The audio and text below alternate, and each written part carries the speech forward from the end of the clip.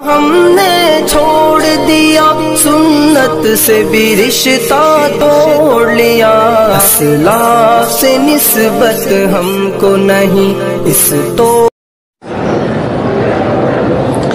भाई मदीना शरीफ जाने से पहले 5 दिन पहले तवाफ़ुल विदा 5 दिन पहले नहीं होता।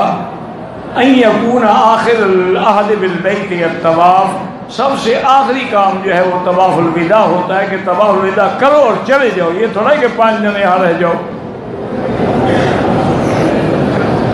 वो तो फुक़हा ने एक जुज़ी लिखी है कि अगर किसी औरत को ख़तरा है कि हैज़ आ जाएगा तो वो अगर 1 दिन पहले भी तवाफ़ कर ले तो कोई हर्ज नहीं, वरना असल में तो हैज़ वाली औरत पर तवाफ़ुल विदा है ही माफ़।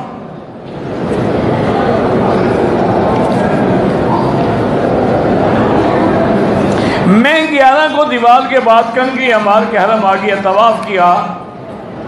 तवाफ़ की 7 चक्कर की नीयत की, तवाफ़ ज़ियारत की नीयत नहीं, तो क्या करने आए थे तुम?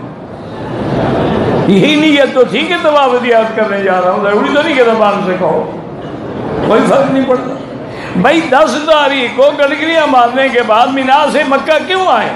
तवाफ़ ज़ियारत के लिए। अब न कहो ज़बान से, क्या फ़र्क पड़ता है? 2 रकात वाली तवाफ़ पढ़े, तवाफ़ ज़ियारत नीयत की, भाई करो ना करो, जब आए ज़ियारत के लिए तवाफ़ ज़ियारत हो गया। अल्लाह दिलों को जानते हैं।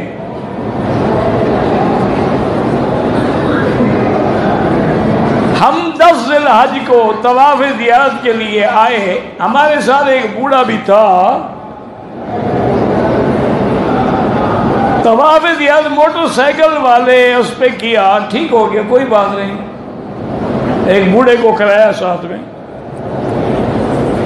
एहराम की हालत में पसीना पूछ सकते हैं? हाजी पूछ सकते हैं।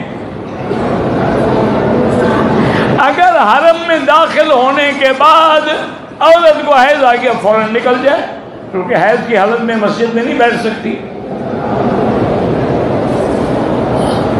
अगर किसी ने अपनी बीवी का दूध पी लिया है तो तलाक हो जाएगी? नहीं जनाब, तलाक नहीं होगी, बल्कि बड़ा काम की बात होगी ना। बीवी की बीवी, बकरी की बकरी घर में मिल गई। इन्ना लिल्लाहि व इन्ना इलैहि राजिऊन। दूध उस वक्त रिज़ात हुर्मत होती है जब 2 साल का बच्चा पिए। तुम तो माशाल्लाह जवान हो, बीवी वाले हो, अब बीवी का भी दूध पी लिया, कुछ नहीं होता। माशाल्लाह रोजाना पिया करो, ज्यादा हो तो कुछ रख लिया करो, दोस्तों को भी चाय बना के पिलाया करो, शर्म करो, कोई हया करो। इन्ना लिल्लाहि व इन्ना इलैहि राजिऊन। तुम तो बीवी के पिस्तान चूसते हो ना।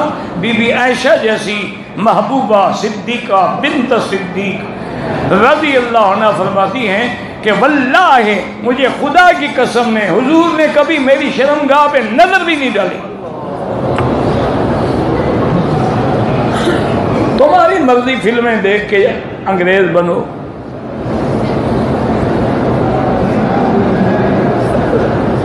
एक आदमी आलिम तो नहीं है, वो कहता है कि तहज्जुद की नमाज इशा के बाद पढ़ा करो जिसको उठने का यकीन ना हो।